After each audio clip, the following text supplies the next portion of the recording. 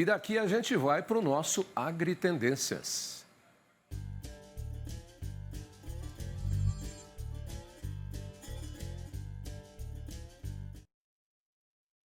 Ao vivo com Silmar César Miller. Bom dia, Silmar. Eu não ouvi a trilha, nem estou ouvindo o Silmar. Vamos. On, botãozinho on, off. Off é desligado, on é ligado. Tá on aí agora? Eu estou me vendo. Eu também estava te vendo, mas estava te ouvindo. Aquele dedinho que aperta o botão on e off não apertou. E aí não entrou a trilha e não entrou você. Então vamos reaprender. Desde que eu sou criança, que eu já via naqueles radinhos de pilha, né? Mitsubishi, você também, aqueles que vinham com uma capinha de couro. Sempre foi, no mundo inteiro. On, ligado, off, desligado. Pronto. Exatamente. Agora não tem mais erro. Bom dia, Silmar. Muito bom dia, Fabinho. Bom dia aos nossos amigos do Terra Viva, de novo. Eu fico assistindo aqueles documentários do Mayday Desastres Aéreos, que você até comentou outro dia que eu te dei carona. Falou, eu gosto de assistir aquilo lá, mas quando eu estou em véspera de viajar, eu não gosto de assistir não, porque vejo umas coisas aqui no sul. Eu fico imaginando se a gente fosse avião aqui. A gente já tinha ido conhecer do céu ao inferno todo dia aqui. Todo dia. Por causa do on e off. O pessoal está dando risada aqui, está se divertindo. Vamos lá, Silmar, temos uns assuntos para falar depois. Primeiro aí, mercado financeiro e as cotações. Tá bem, mercado financeiro com o dólar operando praticamente estável agora, pequena elevação de 0,1%, R$ 4,96, R$ 4,97. Está oscilando nesse patamar. Mercado de ações, que deu um bom salto ontem, subiu bem, subiu 2%, hoje um pequeno recuo de 0,4%. Ontem foi um dia muito bom para o mercado de ações. Começou cedo hoje. E petróleo lá fora, operando com alta, está vindo 0,8%, 79 dólares e 20 centavos o barril do tipo Brent, que é aquele que é referência para o mercado internacional, inclusive para o nosso aqui da Petrobras. Mercado de commodities agrícolas dividido hoje, soja operando em queda na Bolsa de Chicago, infelizmente para os nossos produtores, queda forte, até 1,3%, cerca de 13, 14 pontos abaixo do fechamento de ontem. Milho também cai 1,1%, trigo não é diferente, queda de 0,3%. Na Bolsa de Nova York, o algodão subindo 0,3%, é um mercado que está aquecido ultimamente. Café arábica caiu ontem, mas volta a subir hoje, 1 ponto percentual. Açúcar também com alta nesta manhã de quarta-feira, 1,8%. Suco de laranja continua disparando todos os dias, hoje não é diferente, subindo 2,6%, da mesma forma que o cacau, que é outro mercado que está bastante aquecido, com alta de 2,9%. Boi gordo no mercado futuro da B3, voltando a recuar 0,3%. Da mesma forma que no mercado físico, a gente está vendo aqui uma queda no Rio Grande do Sul, em torno de 0,6%, uma pequena elevação no norte do Mato Grosso de 0,5%. O fato é que o mercado boi ainda segue bastante deprimido, Otavinho. Ok, Silmar, dois assuntos aqui que a gente apresentou reportagens e que são bastante delicados em relação à produção do agronegócio. Primeiro, a questão aí da previsão da safra de grãos e da safra de soja. Amanhã sai uma nova previsão da Conab. A AproSoja não concorda com os números da Conab, nós analisamos já aqui, são bem diferentes e isso tem um peso, uma influência direta no mercado. Mais grãos, preço mais baixo, menos grãos, preço mais alto. É a lógica do mercado. Agora, está uma briga aí entre os dois. Amanhã, com os números da Conab, nós vamos ter, inclusive, o pessoal da AproSoja aqui para ver que números a Conab vai divulgar, para ver o que eles dizem justamente aqui no nosso segmento. O que é que está acontecendo? Como é que é o método de contar ou o jeito de contar? Eu até pedi para o João dar uma checada naquele pessoal que faz o Rally da Safra. Eu não sei se eles já fizeram ou já tem algum tipo de levantamento, mas eles sempre têm informações precisas, ou então eles podem dar para a gente quais foram as diferenças apresentadas entre previsões da AproSoja, viu, João, e previsões da Conab, porque eles e as previsões deles até depois que eles fazem o Rally da Soja. O que acontece, Silmar? Tá bem, está ficando ridícula a situação aqui, ridículo para o Brasil, aqui, a divergência de estimativas sobre a safra brasileira de soja.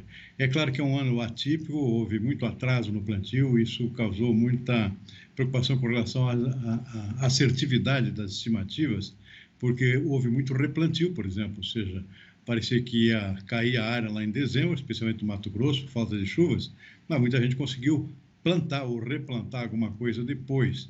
Isso, claro, prejudicou aqui o andamento das pesquisas que são feitas mensalmente pela Conab.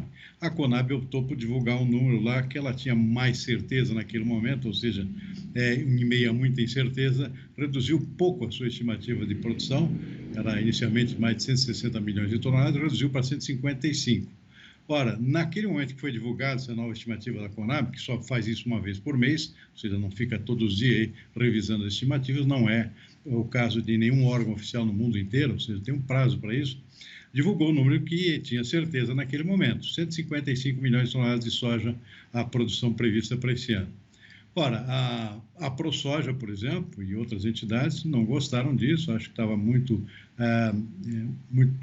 super qualificada a produção aqui, superdimensionada, e divulgaram uma estimativa exatamente no sentido oposto. A estimativa da ProSoja, já somos produtores de soja, ou seja, uma entidade importante, referencial, uma estimativa de 135 milhões de toneladas. Ora, a diferença é de 20 milhões de toneladas. Isso é inviável, não é possível esse tipo de coisa. Então, isso causou aqui uma certa descrédito no mercado para ambas as estimativas. Ou seja, uma exagerando para cima, a outra para baixo. O objetivo foi exatamente fazer uma contrapartida, um contraponto a essa estimativa da Conab, que foi considerada ridícula.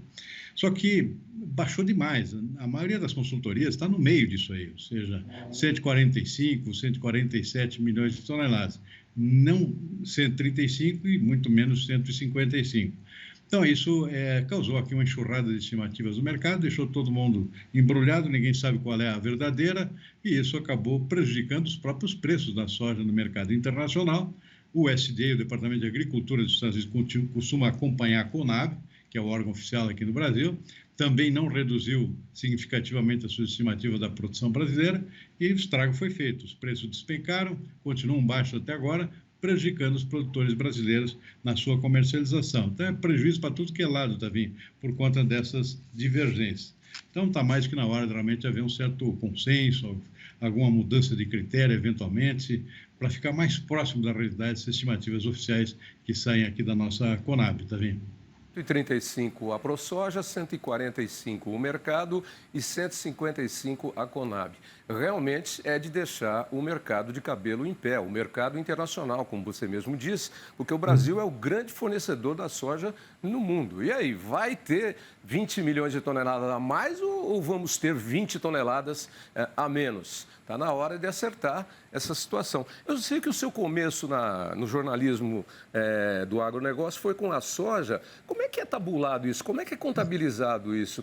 É feito o quê? Por hectare? Como é que é? Quando eu comecei os safras de mercado, havia poucas estimativas oficiais, eu saí com muito atraso. Então, na verdade, eu fui um tanto pioneiro aqui em fazer avaliações de safras mais condizentes com aquilo que se ouvia no próprio mercado. Eu fazia pesquisa junto às cooperativas, por exemplo, ligava para produtores, sempre aí no sentido de ter aquela avaliação aqui de retrato mais próximo da realidade num determinado momento. E causou realmente uma boa impressão no mercado, as estimativas feitas pela consultoria Safras de Mercado desde a sua fundação, porque contratava exatamente quem produz, ou seja, podia ter erro, obviamente, nada era perfeito, mas pelo menos era mais rápida, mais atualizada do que as estimativas oficiais, e naquela época era só o IBGE que fazia. Então, quer dizer, vocês não tinham discrepâncias tão grandes como as que nós temos agora. Ou seja, a metodologia de um ou de outro deve ter algum gap aí no processo de tabulação ou de apuração das informações que compromete radicalmente o produto final, que é o resultado e a previsão. Acho que é mais que lógico isso. E há interesse também, né, Davi? Sim. O assado, né? O produtor, claro, puxa para baixo a estimativa para poder ver se levanta o preço. As indústrias, por exemplo, estão com uma estimativa alta ainda, acima de 150 milhões de toneladas, têm seus próprios interesses, querem comprar mais barato. Então, tudo isso tem que ser levado em conta. Por isso que é importante um órgão oficial que precisa ser isento para dar uma estimativa correta. e, infelizmente, a Conab, nesse sentido, está um pouco atrasada nas suas avaliações, isso acabou prejudicando também, né? Mas é importante fazer essa ressalva a questão dos interesses de cada parte, né, que faz estimativas, né? Por isso que é Citou bem essa importante. questão dos interesses, porque tem quem, inclusive, pega num determinado veículo de comunicação e vai priorizar uma determinada previsão. E isso vai fatalmente influenciar no mercado. A gente sabe até de histórias aí no esporte de jogadores que não eram nada, mas olha que craque sensacional, esse craque Zezinho é bom demais. E o passe do Zezinho ia subindo, e o passe do Zezinho, e o Zezinho não jogava tanta bola. Acho que é importante, Savinho, o papel dessas consultorias independentes, né? Que não puxam para nenhum lado, porque não Exatamente. produzem, Não nem interessa. vendem, nem comercializam, nem compram, nem vendem, né? É o caso da consultoria de safras de mercado, que mantém a sua independência até hoje, depois de 40 anos, portanto, tem muita credibilidade, inclusive no mercado internacional, as estimativas vindas dali. Bom, Por enquanto, estão lá perto dos 150 milhões de toneladas. amanhã a gente vai se aprofundar mais nesse assunto. Mas um outro assunto delicado, e que nós já conversamos várias vezes, um pouco aqui ao vivo e um pouco também na redação ou em off, é a questão da inadimplência dentro do agronegócio. O governo anunciou algumas medidas na semana passada, nós até comentamos aqui que eram boas e bem-vindas, porque o setor estava precisando, né? Agora, teve uma reunião aqui do COSAG, né? O Conselho de Agricultura da Fiesp, não estava presente o ministro Fávaro e as principais autoridades ligadas à política e empresários aí do agronegócio. E a Renata Afonso fez uma reportagem e o ministro Fávaro, depois da fala do ministro Fávaro, que diz, não, nós vamos antecipar uma série de medidas aí para que não haja quebra geral e tal, não sei o quê. E ela fez uma pergunta para ele dizendo, então, quer dizer que a situação está crítica, então, e nós temos aí uma bolha pronta para explodir, ou que já está explodindo? Ele falou, não. As medidas são preventivas. Mas a gente sabe que onde tem fumaça, pode ter fogo. E a inadimplência já é grande. Nós vamos ter essa semana aqui ainda, acho que na sexta-feira, uma entrevista com um advogado que já está cuidando de muitos casos de inadimplência e está acompanhando esse crescimento da inadimplência. O que é que está acontecendo com o agronegócio? Nós estamos só no começo do segundo mês do ano, Silmar. Não, Tavinho, nem tanto ao céu, nem tanto à terra. Não, na verdade, não existe nenhuma crise aqui iminente de forma alguma. Existem alguns produtores que não conseguiram pagar por conta dos preços muito baixos do ano passado. Produtores que colheram bem e comercializaram mal, né? Então, isso realmente foi o que causou um certo acúmulo aí de pedidos da antiga concordata, hoje tem outro nome isso, por parte de alguns produtores. São casos isolados, por enquanto, se não me engano, são 30, 40 casos aí que se tem notícia, ou seja, não existe nenhuma bolha nesse sentido, não existe nenhum problema estrutural aqui no nosso agronegócio. Muito pelo contrário, o setor segue bastante firme, ainda vamos ter uma boa colheita esse ano, mesmo com perdas pontuais em alguns estados, como é o caso do Mato Grosso, por exemplo, que realmente teve alguns produtores perdendo bastante na sua lavoura, tem condições de negociar os prazos, o próprio governo já está providenciando aqui medidas de apoio aos produtores, a CNA está gestionando nesse sentido, já tem várias coisas sendo discutidas com o Ministério da Fazenda, a prorrogação de pagamento de dívidas, por exemplo, linhas especiais de crédito, inclusive para manter o produtor que não vai colher nada, ou vai colher muito pouco. Então, são medidas normais que acontecem nesse tipo de coisa, para isso existe seguro agrícola também, que ajuda a socorrer os produtores, então são medidas que ajudam a dar uma contornada nos casos mais graves, mas não existe nenhum problema estrutural, muito pelo contrário, o agro brasileiro continua firme e forte, vamos ter ainda uma grande colheita de grãos também esse ano, safra de milho está indo bem, arroz está com preços bons, cana-de-açúcar está bem, café está bem, pecuária que está ainda se arrastando um pouquinho, pecuária bovina de corte, e soja, por problemas de clima aqui, vamos ter uma produção menor, mas não vai ser uma grande safra ainda.